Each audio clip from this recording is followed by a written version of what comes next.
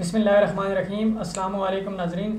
Programme seen with Tazeen के साथ मैं हूं आपका मेज़बान इदरीस अमान। मेरे साथ मौजूद हैं एडिटर तज़ीन अख्तर साहब। आज हम जिक्र करेंगे अज़कार में जो मेन खबर है उसका।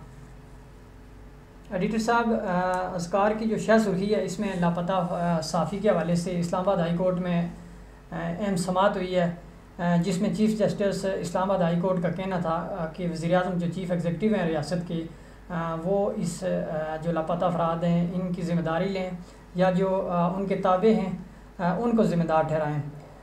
इसके साथ साथ चीफ़ जस्टिस हाई कोर्ट ने यह भी कहा कि किसी दहशत गर्द को भी मारवाई अदालत नहीं मारा जा सकता और रियासत के अंदर रियासत नहीं हो सकती।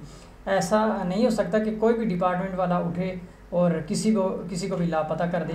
आज तक किसी को जो लापता हुए हैं उनमें से ट्रेस नहीं किया जा सका। चीफ़ जस्टिस का ये भी कहना था कि ये आर्टिकल 6 का जुर्म है। तज़ीन अख्तर साहब, हमारे नाज़रीन को सबसे पहले ये बताइएगा कि ये लापता अफराद का केस है क्या और इसका क्या बैकग्राउंड है। बिस्मिल्लाहिर्रहमानिर्रहीम। अस्सलामु अलैकुम नाज़रीन। सबसे पहली बात तो ये है कि जिस तरह आप दब दब कर बात कर रहे हैं, मुझे ऐसा लगा कि आप इस्लामाबाद हाई कोर्ट में ही खड़े हैं और आप ही मुल्ज़म हैं। ज़रा खुल के बात करें। सही है। ठीक है। जो लापता अफराद का केस है, मिसिंग पर्सनस इसको कहते हैं अंग्रेज़ी में जी। और इसमें ये जो केस इस्लामाबाद हाई कोर्ट में ज़ेर समाअत है, इसमें बड़ी दिलचस्प सूरत हाल है। चूँकि लापता अफराद हैं और ये मेनली एक सहाफ़ी हैं मुदस्सर नारो, ठीक है, उनके हवाले से मेन बात हो रही है। तो चूँकि किसी शहरी को उठा के गायब कर देना, उसकी कहीं पे गिरफ़्तारी नहीं है, कहीं इंदराज नहीं है, उस पर इल्ज़ाम क्या है ये पता नहीं है उसके घर वालों को, और उस शहरी को कानूनी इमदाद हासिल करने की सहूलत भी नहीं, यानी वकील करने की सहूलत भी नहीं है। ये सारी इंसानी हकूक़ की खुली खिलाफ वर्जियाँ हैं।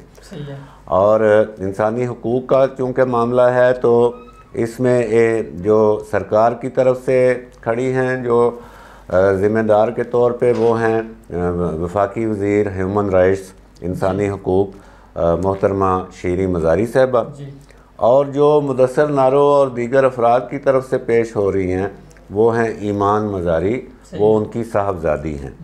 तो ये एक तो ये बड़ा दिलचस्प एक पहलू है। ठीक है। अब माँ और बेटी के दरमियान चीज़ें हैं तो इतनी मुश्किल तो नहीं होनी चाहिए जब माँ और बेटी के दरमियान हो। तो बहरहाल ज़ाहिर है कि ये लापता अफराद का जो मामला है ये अब तो पाकिस्तान का बच्चा बच्चा जानता है कि ये किन इदारों का ये एक मामला है और इसके ताने बाने कहाँ जाके मिलते हैं।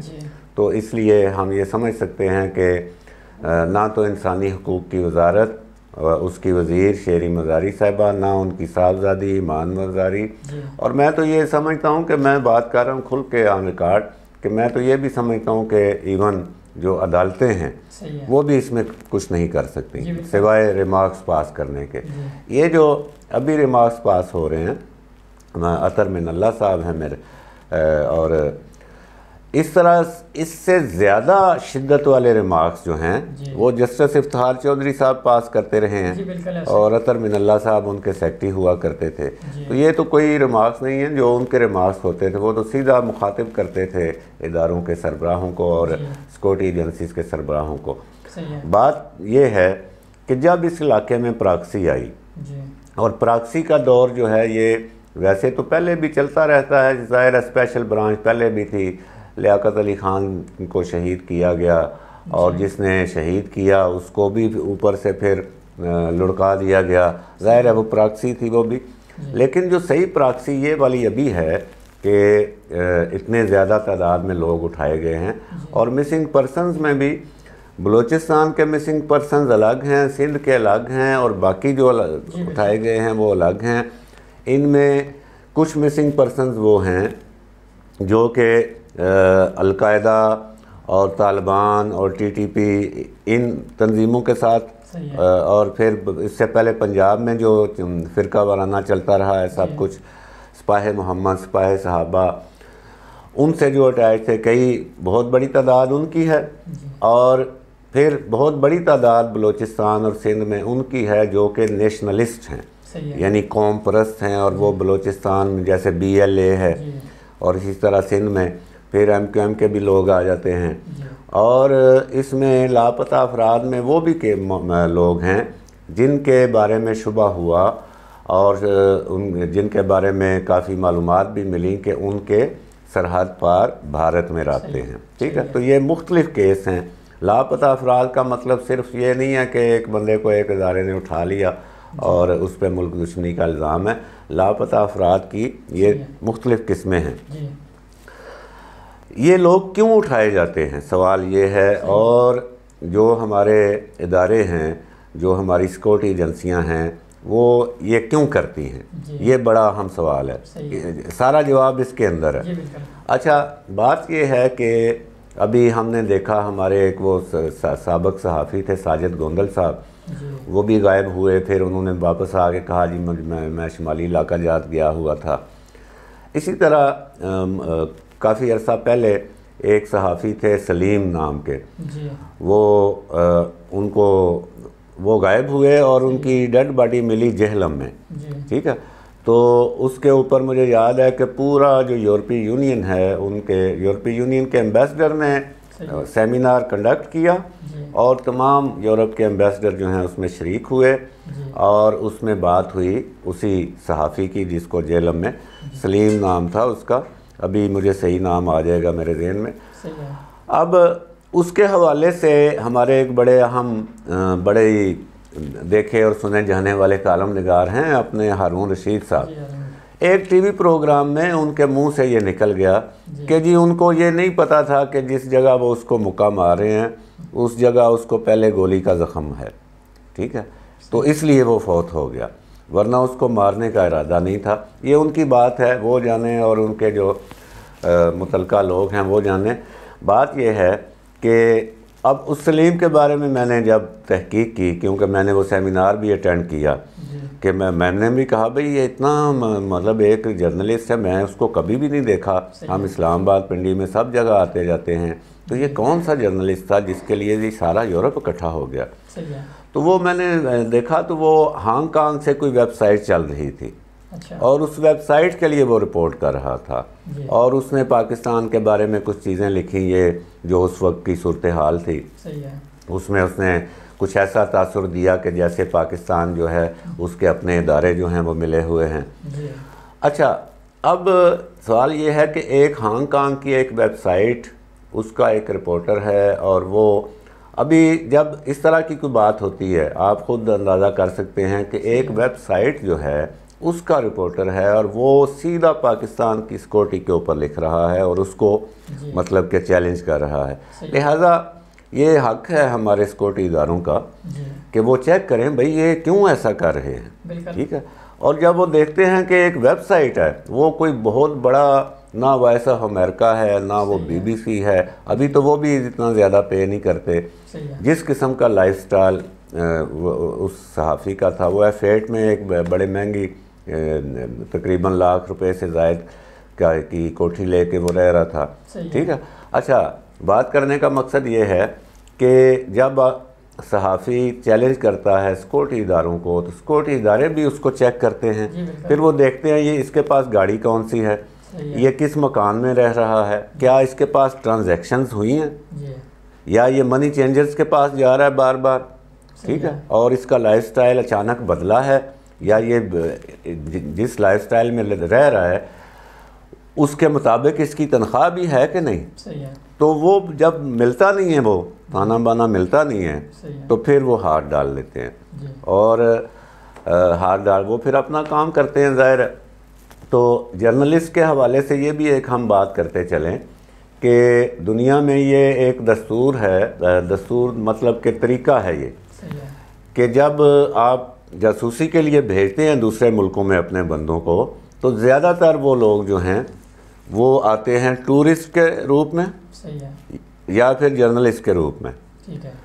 اب یہاں کچھ جرنلسٹ خواتین ویسٹ کی جو ہیں ان کے نام مشہور ہیں کہ وہ خبر کے لیے وہ بڑے آدمی کے، یعنی کہ کوئی سیاستدان ہے یا کوئی وزیر اعظم ہے یا کوئی وزیر ہے، خبر کے لیے وہ اس کے ساتھ سو بھی جاتی تھی، ٹھیک ہے، یہ لوگوں کو پتہ ہے، نیوز کے جو لوگ ہیں سیاستدانوں کو بھی پتہ ہے.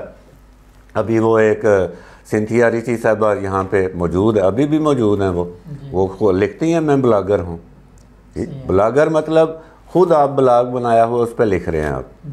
ٹھیک ہے، اب وہ کس لائف سٹائل میں رہ رہا ہے بندہ، انکلیو میں رہ رہا ہے یا وہ سپر میں جناح سپر میں رہ رہا ہے، لیوش لائف سٹائل ہے، تو اس کی کوئی وجہ تو ہوگی نا، اس کو کہیں سے پیسے آ رہے ہیں. ٹھیک ہے، وہ دیکھا جاتا ہے. تو یہ چیز ہوتی ہے. اور جہاں تک بات ہے بلوچستان اور سندھ اور جہادی تنظیموں کی اور دیگر جو کالعدم تنظیمیں قرار دی گئیں، جو سیکورٹی ایجنسی والوں کا ہے معاملہ، وہ یہ کہتے ہیں جی کہ ہم ان کو اس لیے اٹھاتے ہیں کہ ہمیں یقین ہو جاتا ہے جب کہ ہاں یہ دھماکوں میں اور حملوں میں یہ ملوث ہیں، لیکن ظاہر ہے کہ وہ طاقتور ہوتے ہیں، لہٰذا کوئی ان کے خلاف شہادت نہیں دیتا اور شہادت ہمارے پاس ہوتی بھی نہیں ہے، لہٰذا ہم ان کو اس طرح اٹھا لیتے ہیں. یہ تو ان کا پوائنٹ آف ویو ہے. بہرحال یہ بات اپنی جگہ ہے قانونی کہ کلبھوشن سے لے کے کوئی بھی ہو دہشت گرد، جب آپ اس کو پکڑیں تو اس کو ملکی قانون کے مطابق آپ اس کی گرفتاری ڈالیں. اس کے اہل خانہ اگر وہ مقامی شہری ہے اس کے اہل خانہ کو آگاہ کریں، اس کو پیش کریں عدالت، اس کا ریمانڈ لیں اور پھر اس کے ساتھ تفتیش کریں. یہ طریقہ ہے. یہ اگر اپنا لیا جائے گا تو میں سمجھتا ہوں کہ لوگوں میں بھی ایک یہ ہمت پیدا ہوگی اور وہ بھی آپ کا ساتھ دیں گے. جو ہمارے سیکورٹی ادارے ہیں ہم ان کے ساتھ ہیں، ہمارا تعاون ان کے ساتھ ہے. جب تک وہ یہ طریقہ نہیں کریں گے، چاہے آپ لاکھ وہ کنفرم دہشت گرد ہو، لیکن آپ اس کو اٹھا کے غائب کریں گے اور پھر وہ برآمد نہیں ہوگا، غائب ہو جائے گا، تو اس کے اہل خانہ ظاہر ہے وہ تصویریں رکھ کے ایسے بیٹھ جائیں گے. ٹھیک ہے، اور وہ آپ کو مورد الزام ٹھہرائیں گے. آپ کو سامنے آنا ہے. آپ اس طرح نہیں کر سکتے، چاہے وہ کوئی جرنلسٹ ہو، چاہے کوئی وہ کسی جہادی تنظیم کا رکن ہو، وہ کوئی نیشنلسٹ ہو، آپ اس طرح نہیں اٹھا سکتے. آپ اس کو طریقے سے اٹھائیں اور اپنے اوپر لگا ہوا یہ جو داغ ہے اس کو ہٹائیں اور جو ملکی قانون ہے اس کے مطابق اس کو پراسیکیوٹ کریں، اس پہ مقدمہ چلائیں اور اس میں ثبوت پیش کریں اور اس کو سزا دلوائیں. بصورت دیگر یہ عدالتوں میں جا کے، اب عدالتیں جو ریمارکس دے رہی ہیں، چلیں ہم یہ مان لیتے ہیں جی یہ ریمارکس دے کے ادھر ادھر نکل جائیں گے، کام لٹکا رہے گا، لیکن جتنے دن یہ ریمارکس آئیں گے اتنے دن انڈیا کا پورا میڈیا جو ہے وہ ہمارے سیکورٹی اداروں کے اوپر وہ پروگرام کرتا رہے گا اور ہمیں جو ہے وہ زج کرتا رہے گا، ہماری جو ایک ہماری بدنامی کا باعث بنتا رہے گا. تو یہ ضروری ہے کہ جو بھی آپ کام کریں وہ قانون کے مطابق ہو. صحیح ہے. تزین اختر صاحب آپ کا بہت بہت شکریہ. ناظرین یہ تھا آج کا پروگرام. اگلے پروگرام تک اجازت دیجیے. اللہ نگہبان.